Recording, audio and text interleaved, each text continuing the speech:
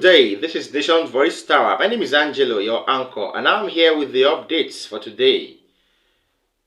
There is a source I saw on Twitter. This guy made a very important claim, and this is not one of my sources though. He's not one of my sources, but he's a very reliable guy. He has posted lots of things that have happened over time. Okay, but this particular one has been confirmed today. He made this first post sometime in 2022, and today we confirmed it with another video. Okay, this particular guy or this particular account is an anonymous account on Twitter or on X. Yeah, let me say on X. Yes, so this anonymous account on X calls the name or has a handle called Pidom Nigeria. That's the name of the handle, Pidom Nigeria. All right, Pidom Nigeria is an anonymous account that posts lots of legit occurrences. Yes, so I stumbled over his work today, although I have not used his work in a long time. Yes, he's somebody who goes public, and I don't actually, lots of my jobs are in public. So yeah, he said something about the involvement of the United Nations with the Boko Haram that are perpetrating insurgency in Nigeria, and what has been happening in the northeastern part of Nigeria to the detriment of Nigeria and the economy. He exposed the main cause of the existence of the Boko Haram insurgency in Nigeria and how the government can actually tackle the insurgency around the northeastern part of the country. Now, for the Nigerian government to tackle Boko Haram insurgency, he alleged that some non-governmental organizations and international aid organizations operating in the northeastern part of the country must be investigated. Those people, some of these people called NGOs, all right, not all of them though. There are lots of them that are doing a very good job, but this particular account is alleging that some of them should be investigated as regards their involvement with the insurgents or the perpetrators of the insurgency far away northeast. According to this Pidom Nigeria handle, he said, or the handle said, that there is this blue house in Maiduguri, that is the capital city of Borno State, far away the northeast, where it's believed to be home to the Boko Haram insurgents. Okay, that is where the alleged Sambisa forest is located. All right. So he established that there is this blue house in Maiduguri, and he has asked that the blue house should be closed down with immediate effect and as soon as possible.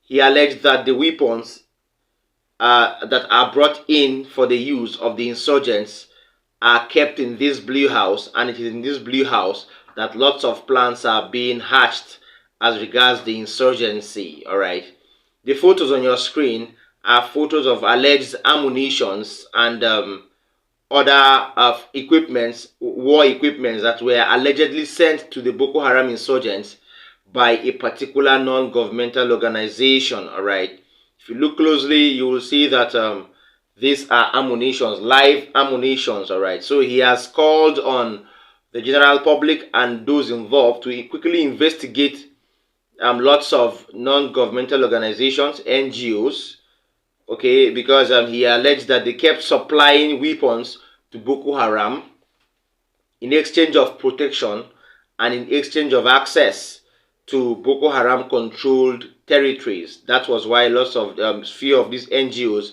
were said to strike an MOU or a deal with the insurgency, or with the perpetrators of the insurgency. Yes, let me use that word. All right. Now, the Boko Haram sect has over time trended in Nigeria right from 2002 till date. All right. But this particular guy alleged that anytime the Boko Haram attacked the Nigerian army and other communities, you hardly hear that some of these NGOs, our officers or their workers are attacked. He specified some of these NGOs that are linked to the United Nations. All right. He said anytime these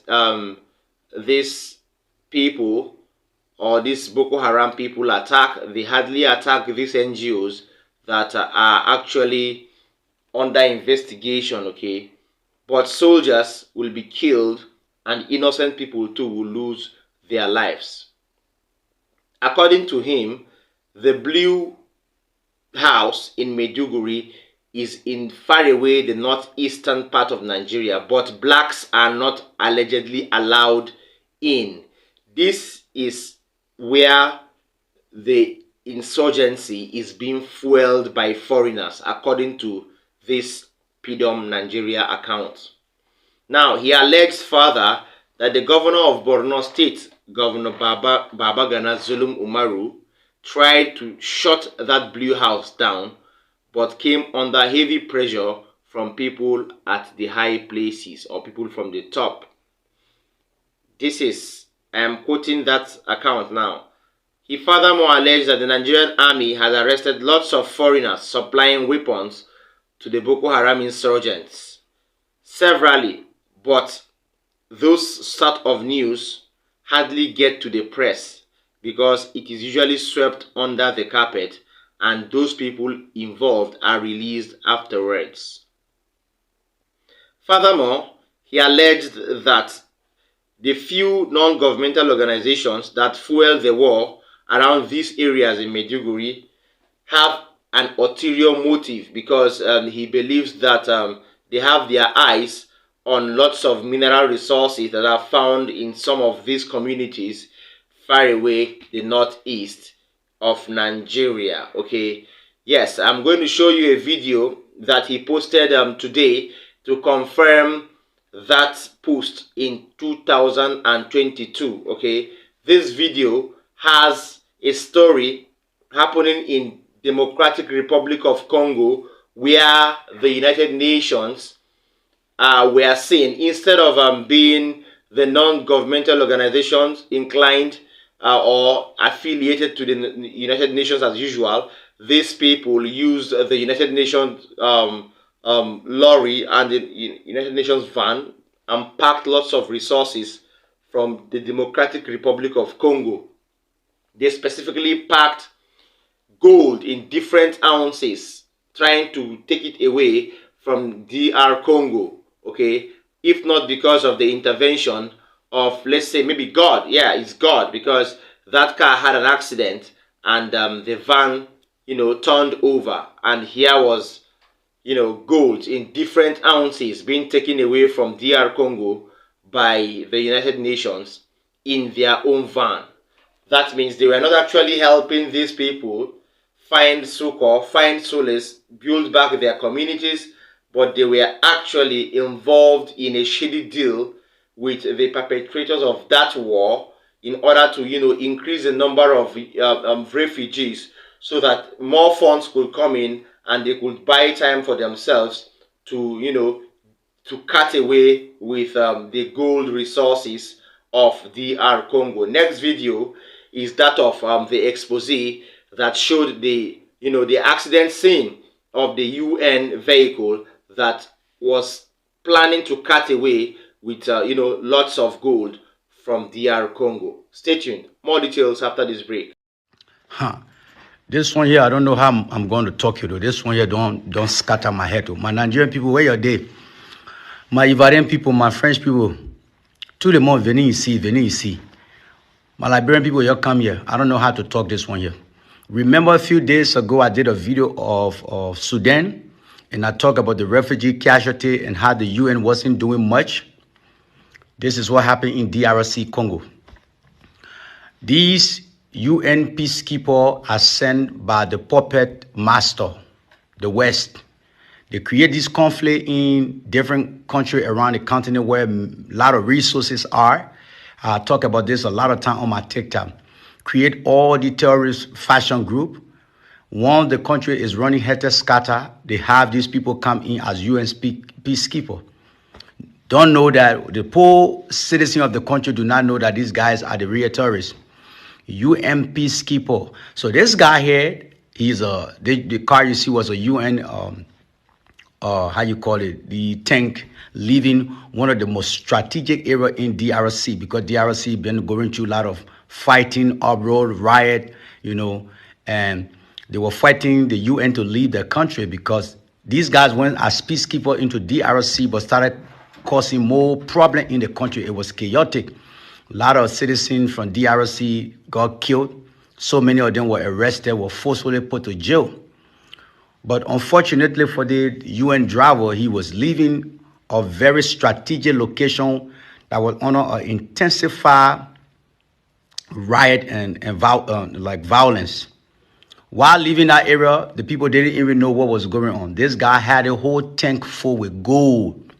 The people mineral, all those green bags you see over there, so gold, stacked with gold from DRC Congo. They go in these people country, the West create the instability around where the mineral is. They put all the fake terrorists in the place, arm them to just do whatever they want to do. While the country people are fighting each other, they are extracting the resources, stealing everything from the country. You can call this a divine intervention by the Most High. You can call this a miracle because this guy was carrying this tanker here full with DRC people gold. He had an accident. The people within that vicinity came to say, let's help him out. They found some help for him to go to a doctor. Only to go find out in the tank was full with so of the mineral. They could not believe it. Unbelievable. DRC Congo mineral were being extracted by the so-called United Nations, the UN peacekeeper that's supposed to be the peacemaker of the world, that's supposed to go into people's country and help and get things subside and put things into order. They were in the country stealing the people resources. Food in that tank. All the green bags you see over there, all stacked with gold. That's what the people took from in the UN tanker. So if you got any UN peacekeeper in your country, let them get out immediately. Because if they're not making the crisis worse in your country, they are stealing mineral. This thing is all over the place. It's gone viral. UN peacekeepers stealing the people resources from DRC Congo. Unbelievable. Okay, all said and done. You watched the video there, and that is what is happening in DR Congo. Okay, so if there was no accident in that particular region at this point, that means the UN vehicle would have carted away lots of ounces of gold. Okay, of gold from DR Congo. And it will have been thought that this same UN vehicle belonged to the non-governmental organizations that have been in DR Congo for a very, very long while now. Okay, that video has exposed the United Nations and their involvement in this because, well, this is not an accusation because it is now vivid. You've seen it in the video. That video was not doctored, neither was it, edited, all right? So unless the United Nations are yet to answer why their car or what their car was doing in an accident scene with their official driver and lots of ounces of gold as treasure taken away from DR Congo. We don't know of what mineral resources are of importance to these people in Maiduguri, the northeastern part of Nigeria. But I stumbled over a video of former army officer, personal detail to Abacha, Muhammad Abacha. That is talking about formal detail to Sani Abacha, who was known as Hamza al-Mustafa, who ran for presidency under one of the political parties in the just concluded presidential elections, though he didn't come forth to contest at the polls, all right, due to one or two reasons. There was this video he made in December 2022 about, an alleged or a purported mineral resource that is existent in Maiduguri called the Californium, all right?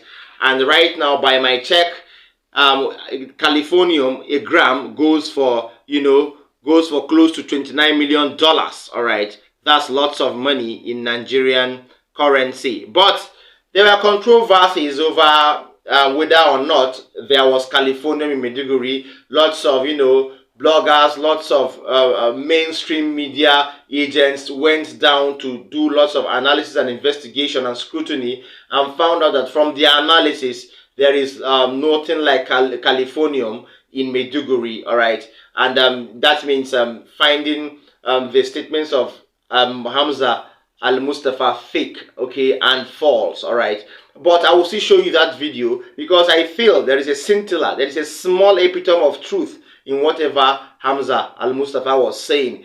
Though he may be the only person who knows that information with some secluded people, but we shouldn't write off such informations anytime they come on board, all right? Yes, it has been found that this particular video about Al-Mustafa, maybe it was false because sources said that they went to Maiduguri and researched and there was no proof of Californium. Yeah, but it doesn't really mean there are no shady deals about our own mineral resources happening in far away the northeastern part of Nigeria, Borno State to be precise. Please stay tuned for Hamza Al-Mustafa. You know what I'm talking about. You can Google as I talk. What is Californium? Californium. Is a state in the United States? No. It's a precious stone. Oh, not California. That's why I want to tell you this. Californium. Californium in today's market. Google and tell me the price before I finish talking. In today's market today. In the world market today. One may ask, in Borno State, there is Boko Haram. There are areas that are still mined, now no-go area. The weather is harsh. It's very unfriendly. It's a small place. But there is something the international community with the connivance of Nigeria. Every day you have NGOs coming into, and they are hiring houses from 10 years, 20 years and above. And once you give them the price, they don't ask, they just pay. What are they doing? Why are most of them coming with satellite telephones? Why are most of them coming with PCs that are working with the same satellite telephones? Computers that are working directly with satellite. How come most of them come under the guise of supportive activities to the poor? They are giving them medication. Did the Ministry of Health bother to discover the type of medicine they are giving to the poor? How come there is increase in kidney and cancer, kidney and liver and cancer problems in Borno? How come it is attacking old people? How come the NGOs live in the wee hours of the night where soldiers dread to go? Police, security men cannot go. They go this Californium that they take per day. How much is a gram of Californium in world market today? Who has Google to know? 27,100,000 per gram. $1 million. I didn't say naira. Yes, it's the most expensive thing. Do we have it in Nigeria? In abundance in Borno State. That's what started the Boko Haram. That's the game. Are we aware? How can we be ignorant of our country, of our place, of what God has given to us? If we don't know. Yes. So if you watch what he said there, that was why I brought the video. That was why I brought it. If you watch what he said there and compare it to what is happening in DR Congo, you will know that there is a similarity.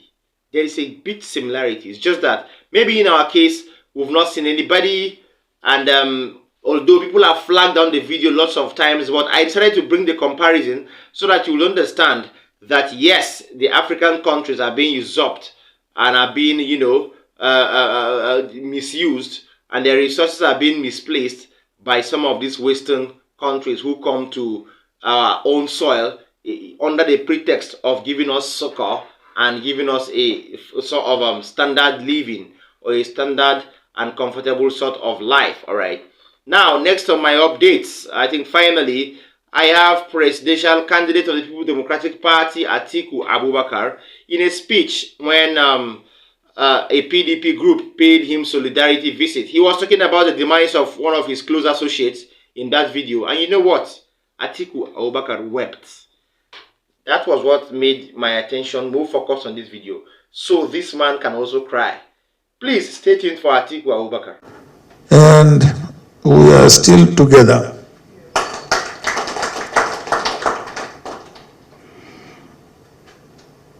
Here, I have in mind particularly the historical or political historical narration by Senator Isa Brahimo, whom we have been in the trenches together since the early 90s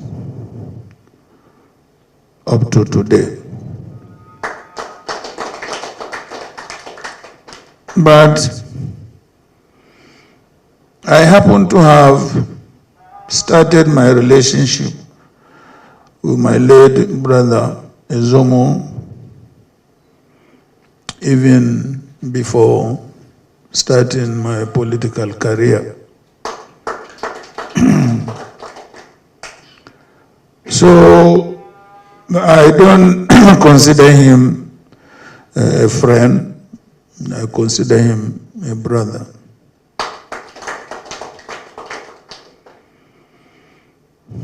The night, his passing away was announced to me, I think, Buchi, I was in Yola, and I was alone in my bedroom. My wife was not there, nobody was there, and I was weeping all night until I felt as if I was going to have a heart attack. And then I called my doctor immediately to come. I don't think I have cried for anybody's passing away like I did for late Ezemo, because I saw in him somebody who liked me, who loved me more than anybody else.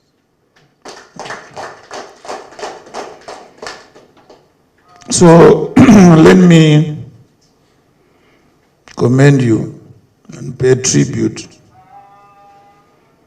to you for having stood all along with him and supporting him in his quest to see to my political ambition. This is not the first time he has done it. He has done it a couple of times. He has done it 2019. I think he has done it in 2007 as well also. So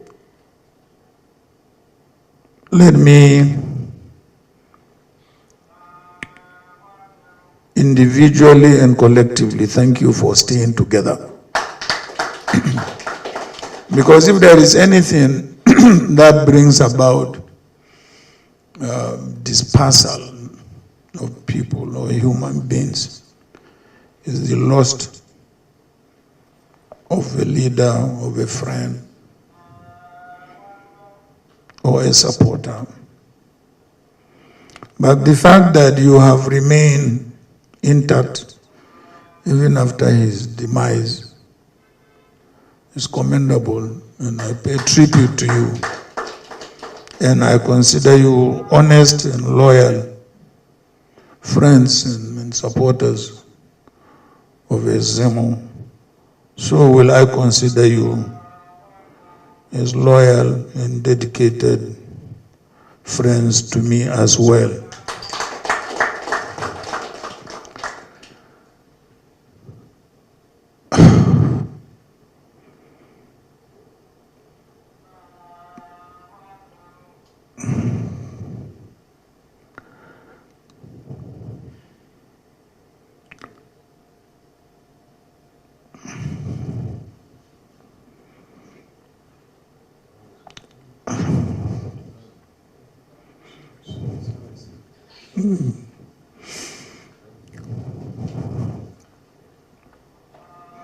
Thank you. God bless you all. Thank you. All right, Atiku Abubakar there. Well, whatever made him cry, of course, the demise of his colleague and friend and very close associate should actually make him cry. All right. So, well, sorry about that, but well, that doesn't mean you will back down from pursuing the case at the tribunal, and you will back down from doing what you're doing at Chicago State University. All right, you will continue because we want to bring some people down to make sure that the truth is laid bare, to make sure that justice prevails. Though you may not be, maybe you may not be satisfied as the winner, or maybe another person, maybe Peter Obi, who knows, but that should not mean you shouldn't fight for justice. Okay, we are yet to know who won the election, but of course we know what we know. All right. So thank you for joining us. I would love to say precisely, and to all our viewers, like our videos, share them. Don't forget to drop a comment for us in the comment section. And please, if you're watching me for the first time, I would always tell you, please tap the subscribe button as well as the notification bell so that we'll get to link up anytime I am dropping a new content. From our table here, we're saying bye.